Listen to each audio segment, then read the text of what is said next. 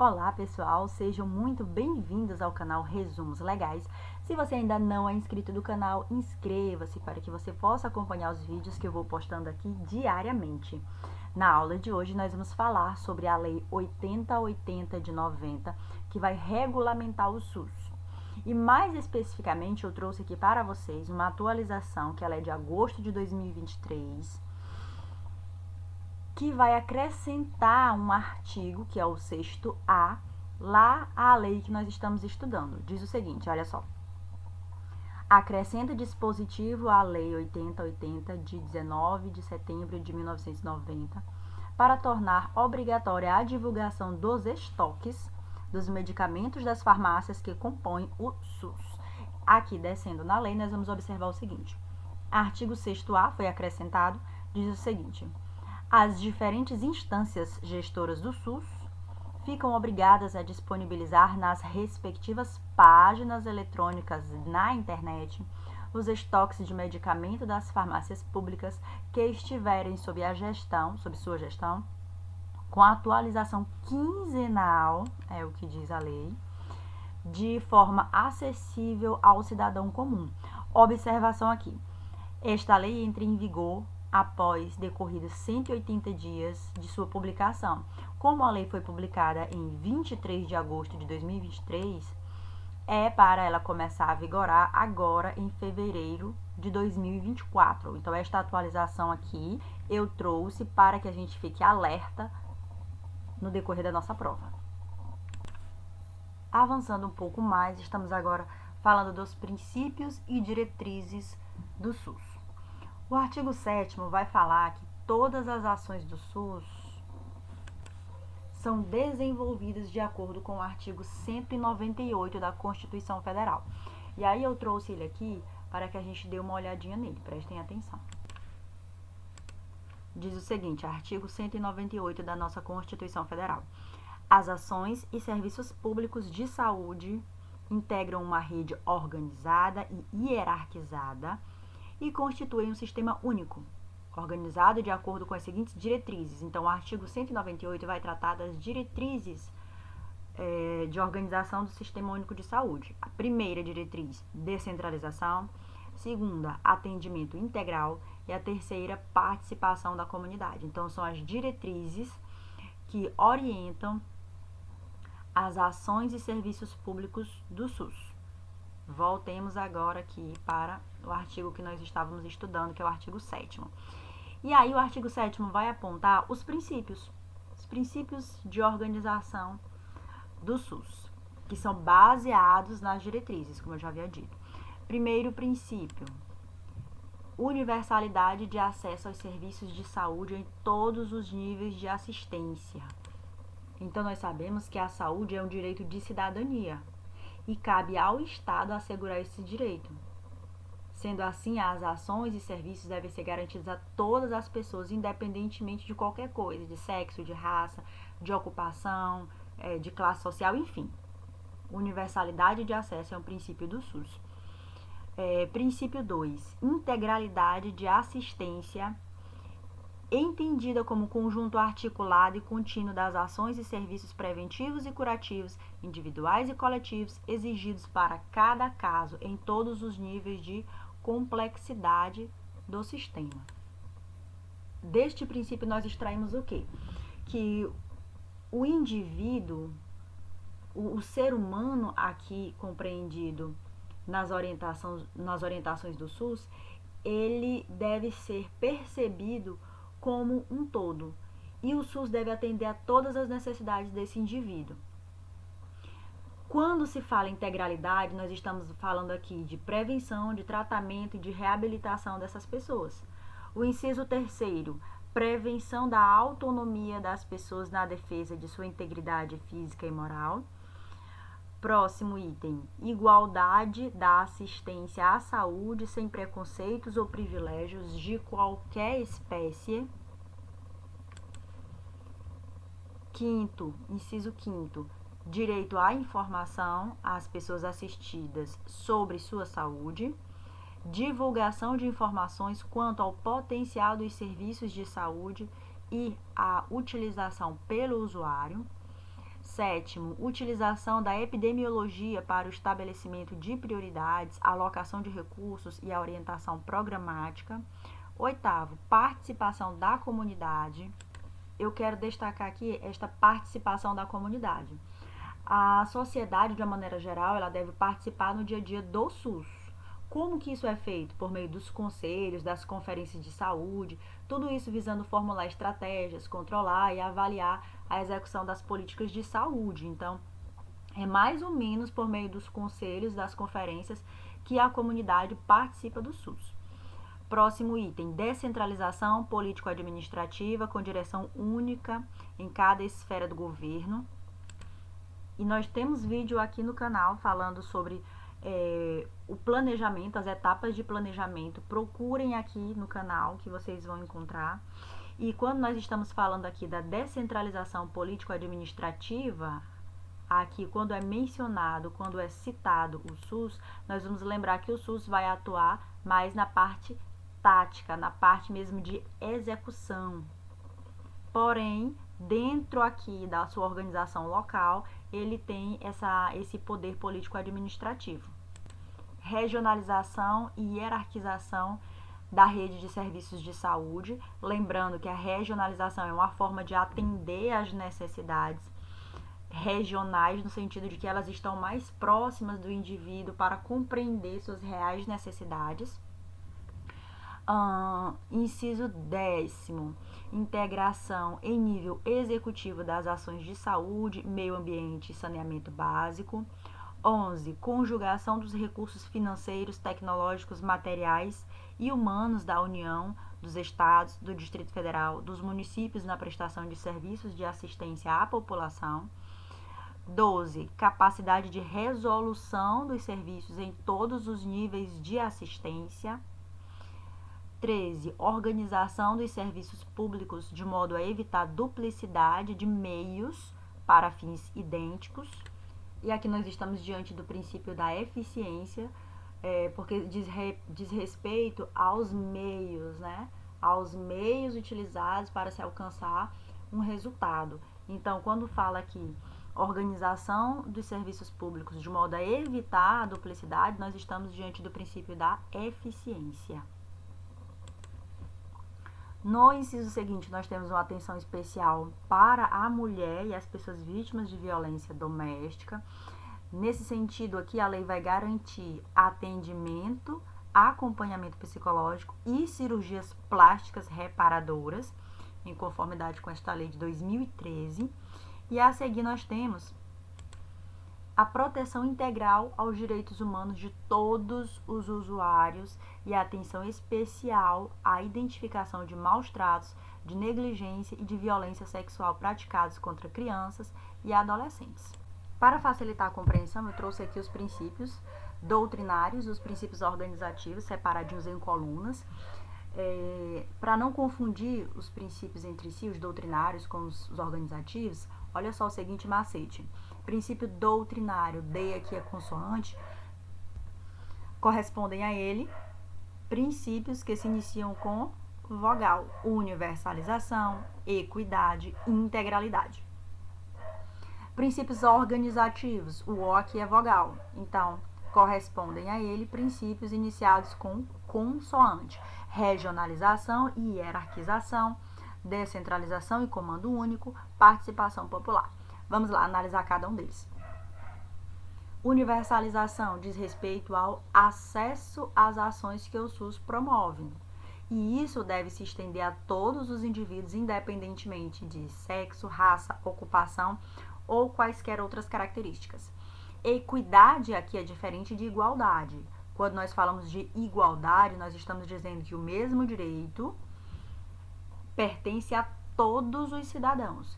Porém, a equidade aqui, ela diz respeito a diminuir as desigualdades. Aqui diz o seguinte, em outras palavras, equidade significa tratar desigualmente os desiguais, investindo mais onde a carência é maior. Integralidade. Este princípio considera as pessoas como um todo.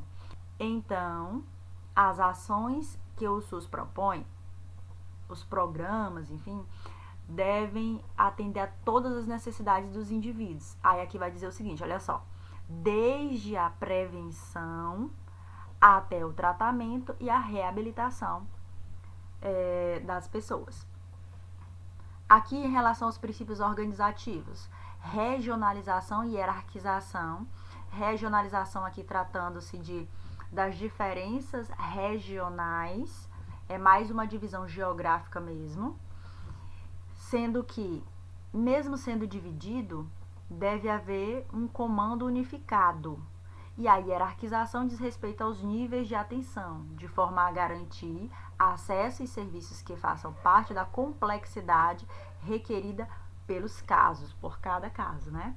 Descentralização e comando único, nós já até vimos comando único na aula anterior, mas vamos lá. Descentralização, redistribuir poder e responsabilidade entre os 3 níveis do governo, nós já vimos isso, né?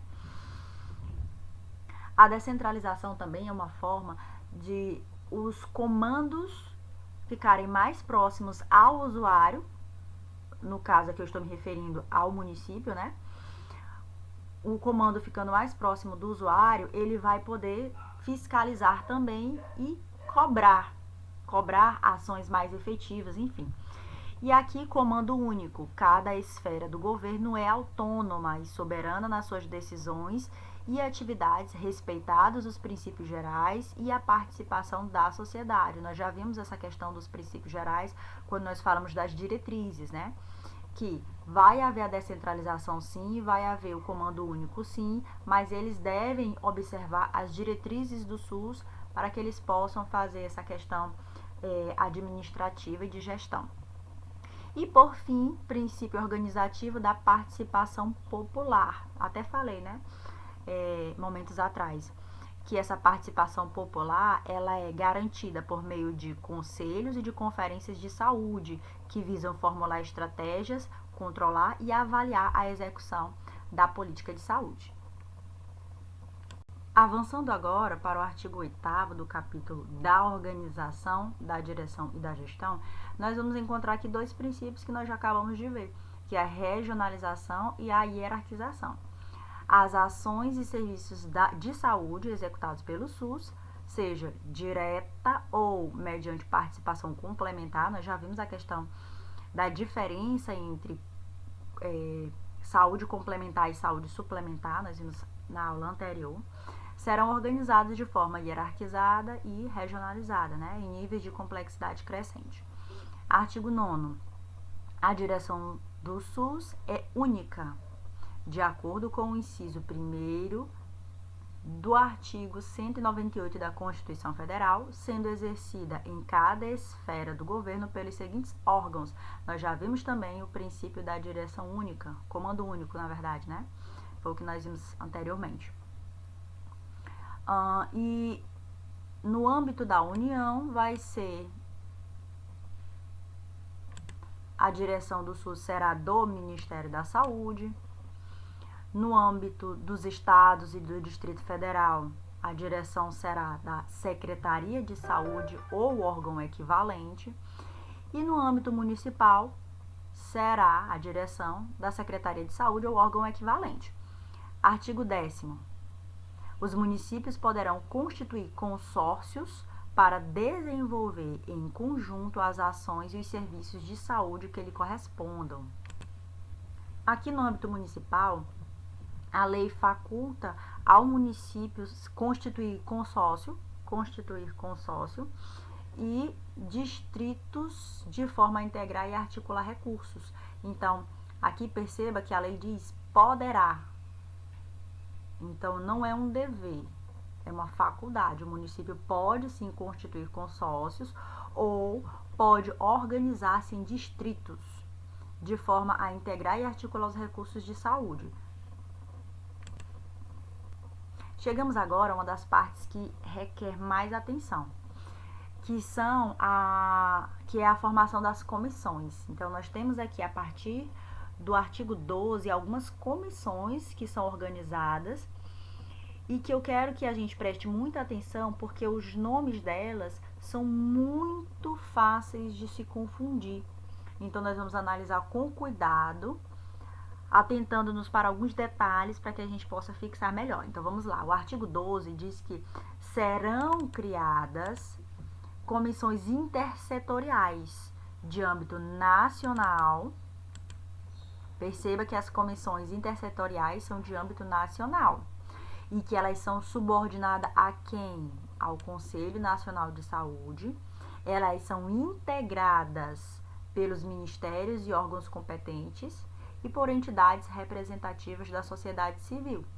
O parágrafo único vai dizer que as comissões intersetoriais terão a finalidade de articular políticas e programas de interesse para a saúde, cuja execução envolva áreas não compreendidas pelo SUS. Então, por que intersetorial? Por que essas comissões são intersetoriais? Pelo fato de que as áreas que elas vão abranger não são compreendidas pelo SUS. E mais à frente, o artigo 13 vai dizer que áreas são essas. Então, vamos lá. As ações das políticas e programas a cargo das comissões intersetoriais abrangerá em especial as seguintes atividades. Estamos aqui diante de alimentação e nutrição, saneamento e meio ambiente, vigilância sanitária e farmacoepidemiologia, recursos humanos, ciência e tecnologia e saúde do trabalhador. Então, quando nós estamos falando aqui de alimentação e nutrição, por exemplo, ao se falar de alimentação, nós podemos falar do Ministério de Desenvolvimento e Assistência Social, Família e Combate à Fome. Então, aqui, em cada uma dessas áreas, vai englobar outras áreas que não são de competência do SUS. Aqui, por exemplo, em meio ambiente, poderia estar voltado para o Ministério do Meio Ambiente. Enfim, aqui é uma articulação entre várias áreas a qual esse artigo se refere, o artigo 13 se refere. 14. Deverão ser criadas comissões permanentes de integração entre os serviços de saúde e instituições de ensino profissional e superior. Aqui o parágrafo único diz: cada uma dessas comissões terá por finalidade o quê? Propor prioridades, métodos e estratégias para a formação e educação continuada dos recursos humanos do SUS. Então, estas comissões permanentes aqui, a qual se refere o artigo 14, vai tratar da formação continuada de recursos humanos do SUS. Avançando mais, vamos agora para as comissões intergestores bipartite e tripartite. Elas são o seguinte: os gestores, eles podem se organizar em comissões que têm como objetivo fazer negociações, pactuações, e elas são classificadas em bipartite se elas forem entre o Estado e seus municípios, e tripartite se elas funcionarem entre os gestores da União, com representantes da União, do Estado e dos municípios. Então, resumindo, qual é o objetivo básico dessas comissões? Fazer negociações e pactuações operacionais a favor do SUS. E aí, o parágrafo único, em seus incisos, vai tratar sobre a atuação dessas comissões. Vamos lá. Perceba que aqui nós estamos diante mesmo de atuação gestora, de administração. Perceba, o inciso 1 diz: decidir sobre os aspectos operacionais, financeiros e administrativos da gestão compartilhada do SUS. 2. Definir diretrizes de âmbito nacional, regional e intermunicipal no tocante à governança institucional e à integração das ações e serviços dos entes federados. E o inciso 3, fixar diretrizes sobre as regiões de saúde e distritos sanitários, integração de territórios, referências e contrarreferência e demais aspectos vinculados à integração das ações e serviços de saúde entre os entes federados. Então, aqui, esses incisos estão voltados mais para a parte mesmo de gestão administrativa do SUS em suas respectivas áreas das comissões intergestores. Artigo 14b. Agora nós estamos aqui diante de uma mina para a formação de pegadinhas de confusão que as bancas gostam de fazer para confundir a mente do candidato. Perceba que aqui nós temos conselhos e os nomes são muito parecidos. Olha, aqui nós temos CONAS, CONASENS e mais abaixo nós temos o COSENS. Então são nomes muito parecidos. A nomenclatura, ela já por si já provoca essa confusão na mente da gente. Então é uma mina que a banca gosta de utilizar para colocar as cascas de bananas para que os candidatos caiam. Então vamos lá. O Conselho Nacional de Secretários de Saúde, aqui perceba que estamos diante de um Conselho Nacional de Secretários de Saúde. E o Conselho Nacional de Secretarias Municipais de Saúde são reconhecidos como entidades representativas dos entes estaduais e municipais para tratar de matérias referentes à saúde e declarados de utilidade pública e de relevante função social na forma do regulamento. Então, esses dois conselhos, tanto o CONAS quanto o CONASENS, eles recebem recursos da União por meio do Fundo Nacional de Saúde, que vai auxiliar, olhem para cá, que vai auxiliar no custeio de suas despesas institucionais. E qual que é o objetivo mesmo desses dois conselhos? Voltando para cá, olha só, tratar de matérias referentes à saúde, mas que sejam de utilidade pública e relevante função social. Então, nós temos aqui dois órgãos com nomes muito parecidos, dois conselhos de nomes muito parecidos, que desempenham basicamente funções similares, que recebem também recursos da União destinados ao custeio de suas despesas institucionais, mas que funcionam em suas respectivas áreas. Por exemplo, aqui o CONAS, o Conselho Nacional de Secretários de Saúde, está em âmbito estadual, é de âmbito estadual, e o Conselho Nacional de Secretarias Municipais de Saúde é representante de âmbito municipal. E mais adiante, no parágrafo 2º, o legislador vai tratar agora do COSENS, que é o Conselho de Secretarias Municipais de Saúde. Perceba que agora não é mais nacional, como nós vimos aqui em cima, olha só, voltando aqui, Conselho Nacional de Secretarias Municipais de Saúde. Este aqui é nacional, por isso que tem o NA aqui na sigla. Este conselho já não é mais nacional. Estamos falando agora do Conselho de Secretarias Municipais de Saúde.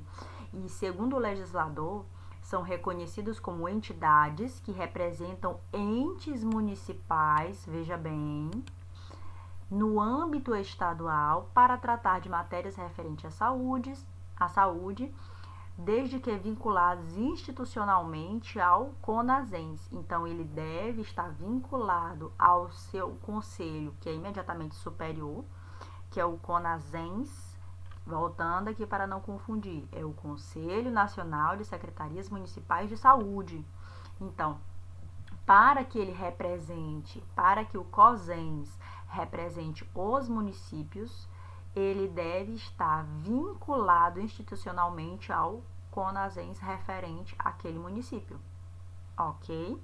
Então, posso me confundir ao estudar isso aqui? Posso. É importante que vocês façam uma tabelinha com os respectivos nomes, as respectivas siglas e a relação de um com o outro. Cole na parede, deixe no local visível, leia este artigo mais de uma vez, se precisar assista a este vídeo mais de uma vez, até você memorizar estes conceitos que podem sim ser utilizados pela banca como uma forma de tentar pegar você.